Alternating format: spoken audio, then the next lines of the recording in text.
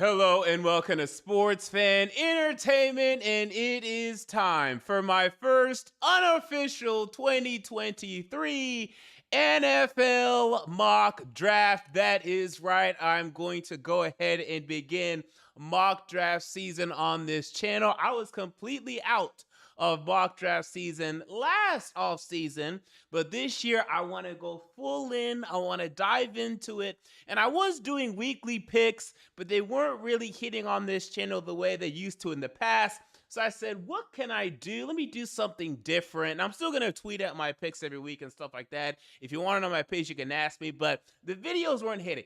But mock drafts, I love doing mock drafts, and I want to get into this draft season early. I want to be in it often. I'm going to be doing some prospect scouting, going to be doing mock drafts very consistently, so make sure to stay tuned to this channel. The frequency, I'm not sure yet.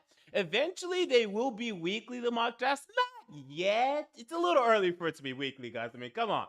But eventually it will be weekly. And if you guys haven't followed me for years, I have some of the most accurate mock drafts out there in the entire internet, if not the most. I mean, I've gotten mock drafts so accurate, 8 picks correct in the first round. I love my mock drafts and my history of mock drafts. So I figured let's go ahead and get started with my first unofficial mock draft. So I'm not going to go team by team and give my reason for each and every team each and every week. I'm going to move around, talk about the significant things that happen in my mock. And then also one of the reasons why I'm very good at my mock drafts is because I listen to you guys. So any criticism that you guys have, whether you be in the live chat or in the comments, let me know. And if I think you're right, if I think you have, if you know, some sort of argument, next mock draft, you might see adjustments made. Because although I know the teams very well, I'm still getting to know the players, and we're still all starting to get to know the players. And draft stock, it's always very fluid. We're not even close to the combine yet. So things will change, things will adjust. And if you really think I got a team need of yours wrong, let me know. But I'm pretty good when it comes to team needs. You might think a team might need something else more than what I had, but more than that, I mean, if I have you picking your players because you need that position somewhat. So with that said, let's look at my first 2023 NFL mock draft. It is now displayed on the screen for you all. In fact, I'd say let me use this image. That image is a better image. All right, so there it is, my first unofficial 2023 NFL mock draft. So you see the first two. We have quarterbacks 1 and 2, Bryce Young and CJ Stroud. Now for me, for right now, I don't want to do a complete deep dive, and I will on both of these players and their tapes very soon. But for right now, I have Bryce Young over CJ Stroud. And really, for me, it was a Michigan-Ohio State game that made this definitive for me because it was yet another game where CJ Stroud disappointed facing tough competition. I mean, CJ Stroud, he can look very good beating up on all the Big Ten teams, but whenever he faces tough competition, like Michigan twice now in the last 2 years, he has shown some struggles. And for that reason, I have to go Bryce Young over him because Bryce Young, even when the going gets tough, you get his best. And I haven't seen that when it comes to CJ Stroud, except for maybe his bowl game, maybe last year. His bowl game last year, he played well, but and we'll see about his bowl game and his playoff performance this year. But for right now, I have to go Bryce Young over CJ Stroud. Yes, I know CJ Stroud has the better size, and he might have the better arm, but I've seen Bryce Young, again, continuously against tough teams like Georgia and the SEC, show up consistently and put his team in the best position to win in the fourth quarter, showing clutch play. Yes, he's undersized for the NFL, and CJ Stroud has a better projection in terms of size, but I think Bryce Young, and considering the fact that, you know, playing for Alabama, winning the Heisman last year, and continuing to show up in the fourth quarter, he's my guy for right now. Now, Seahawks, I have taken Stroud. Are they going to take Stroud? I don't know.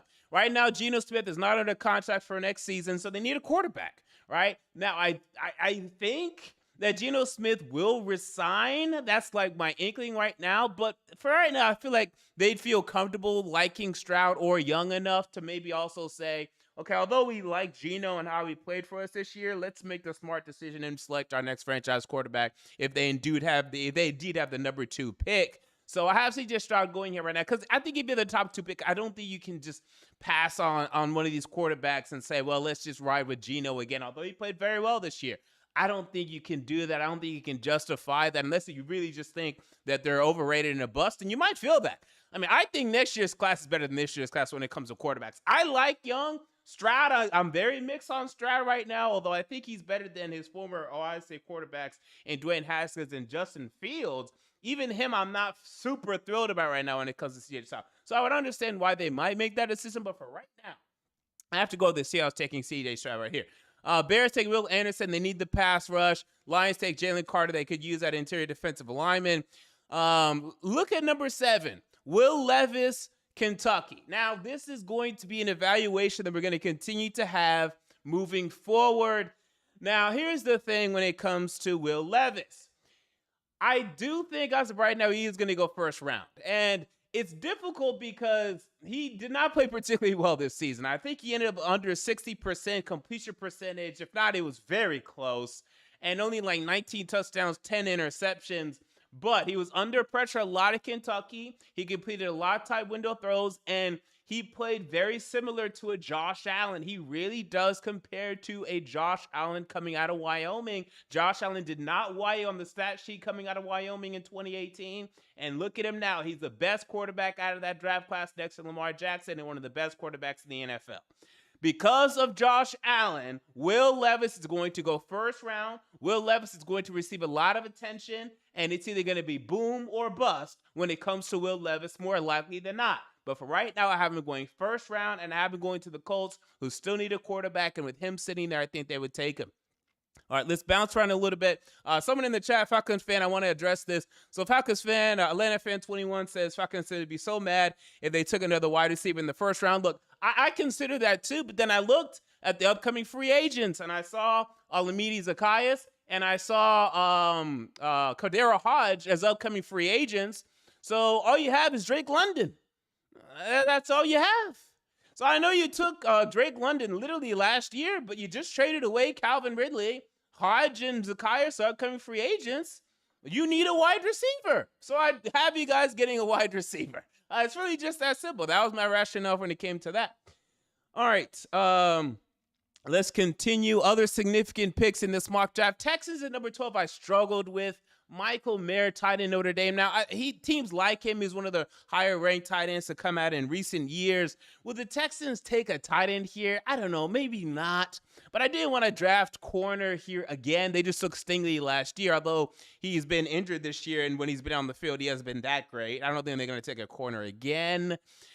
Tackle here, probably not. Larry Tunsil and Titus Howard are playing fine, so I couldn't take a tackle there. Wide receiver, I doubt it. With Cooks and they're still waiting on John Mechie's return. So I struggled with the Texans pick. Let me know, Texas fan, what you guys think about that Texans pick. Struggled a bit with the Packers pick. I had them taking wide receiver Jordan Addison. Now, why would I struggle with this? Because they don't take wide receivers in the first round. So why are they going to start now? They should have started last year, and they didn't, right? I think they ended up trading back and they took Christian Watson, but still, and they took him at the beginning of the second, but they don't take wide receivers in the first round. So I honestly didn't want to do this. I didn't want to put Jordan Addison here, but I figured it makes too much sense, so I'm going to do it. But I want to pick something else for the Packers moving forward because I just don't think they're going to resort to taking a wide receiver. That's just not what they do. Chargers, I have them kind of reaching on Trenton Simpson here, the linebacker out of Clemson, but they need a linebacker bad. They could use also a corner. They could use a tight end, but Michael Mayer was already gone. If Mayer is available, I think they would take him here at number 16. Keep moving forward. Tennessee Titans, for the Titans fans interested, I have them taking offensive tackle Paris Johnson Jr. out of Ohio State. Now, this is how the board shook out on this mock. Now, Peter Skoronski, who I have going number 13 to the Steelers, I don't think he's going to fall that far. And then Paris Johnson, number 20, I don't think he's going to fall that far. Skoronski's already looking like a top 10 pick. Paris Johnson, like around 15. But in this mock, that's kind of how it shook out because not many of the teams that have, 7 through 14 or 7 through 12 need a tackle. You look at the Colts, they do need a tackle, but I think they take the quarterback if the quarterback's there in Will Levis. Raiders don't really need a tackle right now, and Colton Miller's still there at left tackle. The Panthers took a tackle last year in Ikem Okongwu. The Falcons, Caleb McGarry, their right tackle, is an upcoming free agent, but I think they're going to resign him. I think they'd be foolish not to, and they still have Jake Matthews. You look at the Jacksonville Jaguars. Could they replace Cam Robinson? Maybe, but I doubt it. Juwan Taylor's an upcoming free agent. We'll see what's going to happen there. That I might change. Next mock draft, I might have Skoronski going to number 11 to the Jaguars, but he may only be a right tackle for the Jaguars if they still want to start Cam Robinson at left tackle. And then again, the Texans are going to take him with Titus Howard and Laremy Tunsil. So I have Skaronski falling all the way down to number 13. And then as a result, I have Paris Johnson falling all the way down to number 20 for the Titans, which would be a fantastic pick for the Titans. And look, I know a lot of Titans fans wouldn't be excited about taking a tackle in the first round, especially after taking Isaiah Wilson just 2 years ago. This would be a fantastic pick. He would be a franchise left tackle for you moving forward, and it'd be a pick that you would absolutely have to make. Outside of that, we have Jackson Smith and Jigbo falling all the way down to the Patriots, number 21. He may even fall out of the first round. I know this is surprising to a lot of people, but he missed this entire season, and a lot of people think he may only be a slot wide receiver, but we're going to see on that. Wide receivers end up being overdrafted anyway. Speaking of, I have Rashee Rice going number 23 to the Giants. This might be surprising, but I think he may end up being a first-round pick. I also considered Bijan Robinson here. Bijan Robinson falls all the way down to 24. I considered him for the Giants, but outside of the Giants, I don't know who else might take Bijan Robinson, who ultimately might be a top 15 talent in this draft, maybe even some would argue top 10, but who's going to take him? I mean, let's start with pick number 10. I don't think the Falcons are going to take him with Tyler Algier and Cordero Patterson and the running game that they have, although they could. I could see it. I doubt it. Jaguars not with Travis Etienne. Texans not with Damian Pierce. Steelers not with Najee Harris. Packers not with Aaron Jones and A.J. Dillon. Lions not with DeAndre Swift and Jamal Williams. Chargers not with Austin Eckler. Seahawks not with Kenneth Walker. Jets not with Breece Hall. Bucks maybe, but they have Leonard Fournette for 2 more seasons, and they have Rachaad White. I doubt it. Titans not with Derrick Henry. Patriots not with Damian Harris and Ramondre Stevenson, and then Washington football team not with Brian Robinson.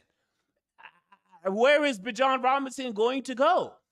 Now, I think someone still might just end up taking it because his talent is so, again, he's a great talent. So I think just because of that alone, someone might just end up taking Bijan Robinson, a team that I just mentioned. Like the Falcons might just say, you know what, let's just take him. He's better than all the running backs that we have anyway. Let's just take him and see what happens. But I'm falling all the way down to 24, and I know the Broncos have Javonte Williams. This year he did nothing. I think he had such a disappointing year that I think you can move on from the Javonte Williams, and I don't think anyone would really bat an eye. And then outside of that, I guess the really 2 or 3 more significant picks, I have Jalen Hyatt going 28 to the Chiefs. I think that'd be interesting. I think they still need a wide receiver. Juju Smith is an upcoming free agent, and Sky Moore hasn't really done anything this season. 29, Josh Downs to the Vikings. Thielen's on the decline.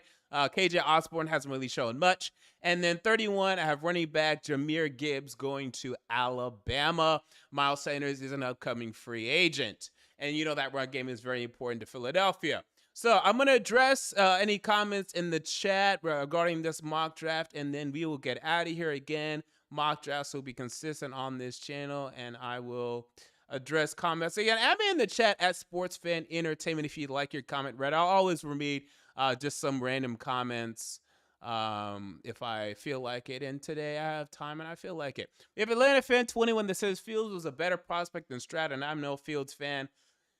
I don't know about that. Now, Fields is a better runner. Obviously, it's not even close. But I think Stroud was a much more and is a much more pure pocket passer.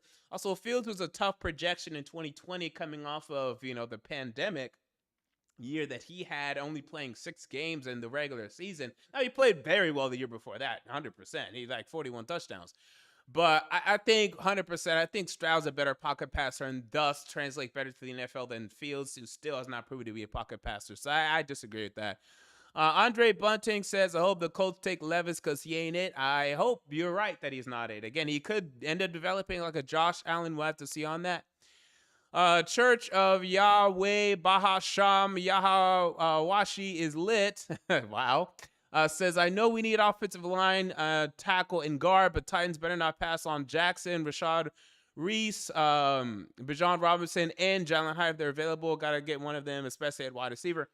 I mean, again, if we get to this point and we still don't have a left tackle and Paris Johnson's there, you'd have to take him.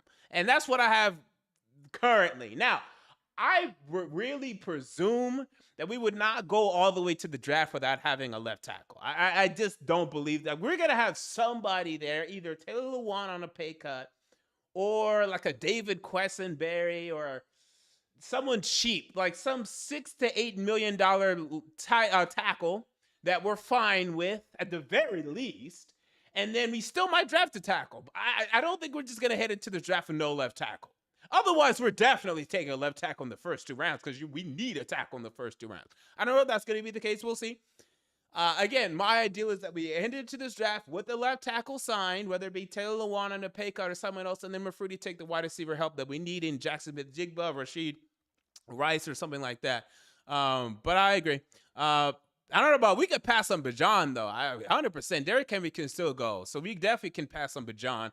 Jalen Hyatt, I still want to go back and watch the tape. He had a great year this year, but I want to watch his previous tape as well, of which there's not much, before I said we're going to take him at number 20 or even higher. But I like him. I do like him. Wrong scene.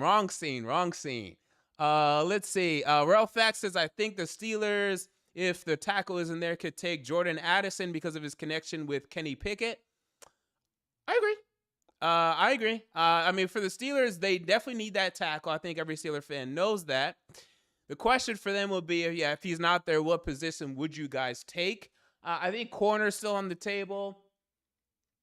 Wide receiver is on the table. I mean, you guys traded away, Chase Claypool, but I could see that still being a possibility because, Addison and Kenny Pickett do have that connection. So that's something that I'm looking out for sure.